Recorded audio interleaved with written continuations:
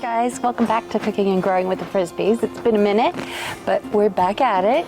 And today I'm going to show you where the garden is at on December 3rd. I've had some issues. However, we have some really good stuff going on. This lovely, luscious patch right here is radishes. And see if I can get a look at them.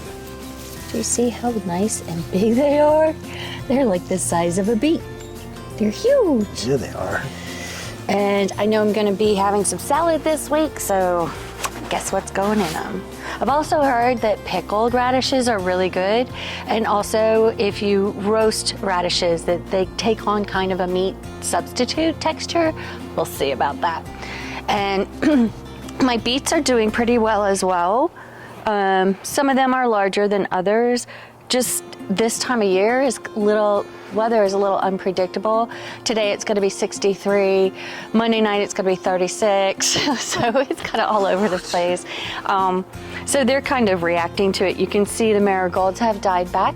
We had a good, 22 degrees the other night. Yeah. So it really took anything that wasn't going to be frost hardy, it just took them out. Over here in this bed, we are also looking really good. These are lettuces. These are microgreens, so they're really sensitive. Like, they're not real hardy, but they don't mind cold weather. I did cover them when it got down to 22 because I just felt like that's more than a frost, right? It's a little colder than that.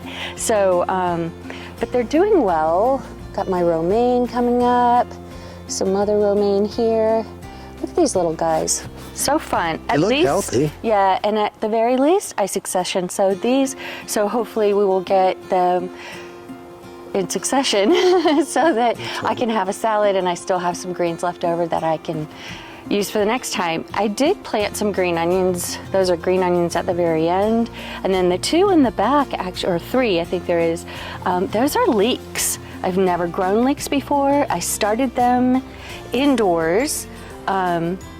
However, they got too big for my AeroGrow, so like they were taller than it, so the tops kept dying back. So I transplanted them and they lived. Go figure. What do you use leeks for? They are a cross between an onion and they're a type of onion, but they're not oniony like a white onion. They're not even as oniony as a green onion. So they're much milder.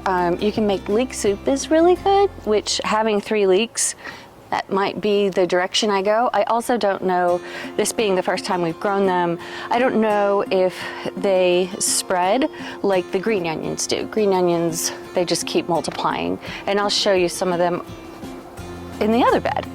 But come with me, this is the sad part.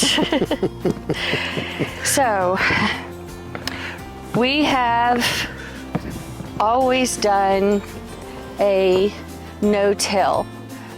We just snip our plants off at the soil level and we amend the soil.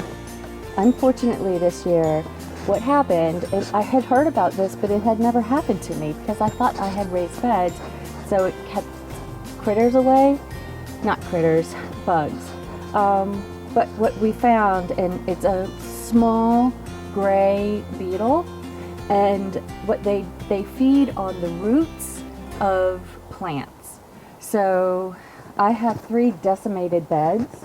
I had all kinds of broccoli and cauliflower down there. I had a bunch of Brussels sprouts and kale in this one. I had a bunch of peas in this one, and it was almost overnight. Like I saw something unhealthy, a couple of plants died. I was like, oh, okay, that's just a couple, it's no big deal. Literally by the next time I came out, which was about 2 days later, they were all gone, like gone. The plant itself was gone, everything. The only thing we have left is a very thick Brussels sprout. So you can see where it was getting eaten.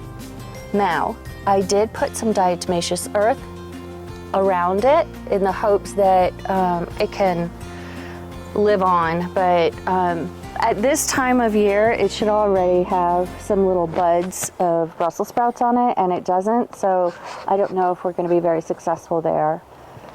You can come down here. This is just remnants of the magnolia. Oh, you can show, this is what frost does to plants.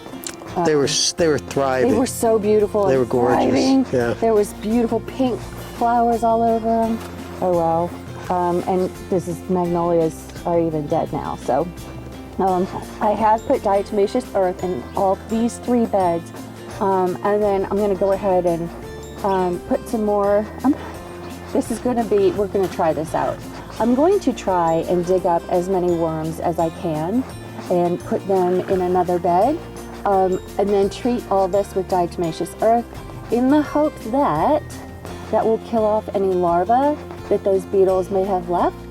And so in the spring, I won't have the same problem, because it really, really just broke my heart, because I had spent so much time and effort and energy trying to get these plants to a really good spot before I put them in the ground. As you guys probably saw in the fall planting video, everything, we tried so hard, and everything, you counted on it being beautiful. Really doing well, and but it that's just didn't. gardening. Yeah. That's gardening. It truly is.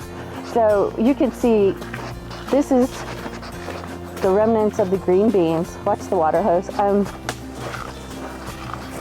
This is the last of the green beans. I think I had told you before, we tend to leave the last of the beans on the plant and let them just dry out so we can use the seeds inside for next year's garden. I have plenty of seeds. I'll probably still save some of these, just because it's easier. If you get a bumper crop like this, you know that these are healthy plants and they did very well for me. So why not grow their offspring? Absolutely. We do still have some thyme in here. It's still alive. I'm actually going to need some of it later for my bottom round that I'm cooking tonight. Let's walk over to this side bed over here. We finally got some rain. Looks like 1.5 inches of rain. It was raining harder than that this morning. I never feel like this gets the right I don't think it accurate does. count of rain, but it's something. So here we have 1 broccoli and 1 cauliflower. They're still alive. I'm guessing that those beetles just didn't get to this bed. But again, We got some time here. we have some time to go, and we'll see how they do. Oh, more time. Oh, I want to show you what's in the greenhouse. So Hey, this little guy, he's just, I don't know why or how, but he has flourished for the past few years. and he's been abused. And he's really been neglected, is more like it. I bring him into the greenhouse when it starts to cool off, and he just stays in here all year. And he literally will continue producing for a few additional months versus what we have in the current herb garden. So let's go up there and take a look. I'll show you what it looks like. I've had some problems with pests a little bit, but here's another. This is a good example of what happens when it freezes. These guys just don't like it. They're spring vegetables. So they're not used to this really cold Are those weather. all seeds inside those basil plants? Yes, they are. You could harvest those. You Okay. could. I have tons, and the seeds are literally so tiny. I probably can't even get one out of here just because it's so wet. The seeds are like teeny weeny tiny. You can't. My big old mitts can't handle that. If they were dry, I would be able to just pull one off and shake it out in my hand and you would be able to see the seeds, but they're so minute. They're teeny, teeny, tiny. We got a good amount of rain last night. We did. And if you think each one of these little florets contains about 4 seeds, can you imagine how many seeds that would be? That's a lot. And I still If have we were in the some. business of selling seeds, Yeah, but great. we're not. But you see, this rosemary, he's actually doing really well too. Nice and healthy. I'm gonna need some of that too for my bottom round later, so I will come out later and make sure I get to it. Lastly, I'm gonna bring you one more time inside. So I did a detour and I stopped at the pots just so you can see what it looks like. Obviously, everything is dead. I've pulled up any dead branches except for these. These still had flowers on them before that freeze, so I left them just because they were really pretty and pink. But I'll take those. Isn't that a movie? This is a good example of, this was a pepper plant that did not do well, so it's not like it was a beautiful, luminous plant, but that's what would have happened to our other pepper plants that we're going to take a look at right now that we brought inside to winter over. So the pots are just cut down. Yep, the pots are just cut down. We've been planting in these pots with this soil for about 3 years now. So I think it's time not just to amend the soil, but to really start over with a nice fresh soil. So we'll probably take probably half of it out of the pots and replace it with the nice new healthy soil rather than just amending them. That seems like a big project. It's going And to what are be. you going to do the dirt? We just put it in the compost? Yeah. Yeah. All right. All right, so now we're back inside. These are our grow racks. What we're doing for the first time is trying to save these in the hopes that we'll have a head start when it's time to start these guys out in the green or in the garden. I'm not sure why, but everybody else said they're done growing. But unfortunately or fortunately, I don't know which, they're starting to sprout. So we're gonna take it slow and see what happens. And if they stay healthy and lush like this, then we're just a step ahead of ourselves before we even have to put them out. Which, if you know us, if you followed us at all, you'll know that we not always have a great pepper crop. So rather than start from seeds, we're gonna start from these seedlings. I think this was a bit of a mix-up, though, and I think it's my fault because I was the one that brought them in. You guys probably saw that video where I was doing this. And Beth has been watering them as you would think you should, and you shouldn't. They say to keep them dormant, they should be very, very dry before you water them. I neglected to tell Beth that, so she's been watering them. So that's, I think, why we see the growth. That's one piece of it, because what I did do down here, you'll see I've got two pots with parsley in them. Again, they were in my AeroGrow. They weren't doing great, so I thought, you know what? I'll just bring them down, put them in the grow rack. It's already, we have it lit up for the peppers. Might as well try it. I also decided I was going to try and bring one of my peas in from the garden and see if it would winter over, and it's Food. dead.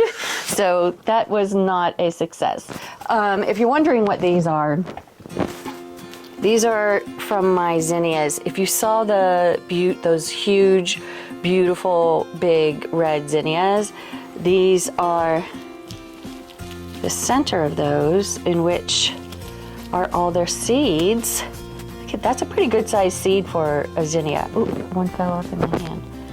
So I'm gonna replant all these next year just because they were so beautiful. Here it is.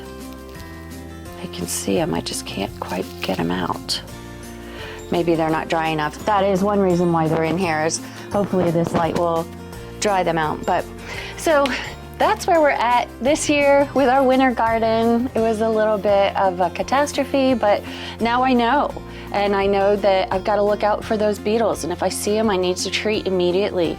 We do not grow organically, but we try to do our best to limit the amount of insecticides that we use. So having done that, clearly we created a really nice place for these beetles to live. So they decimated the garden this year, the winter garden. I'll make sure that doesn't happen again next year.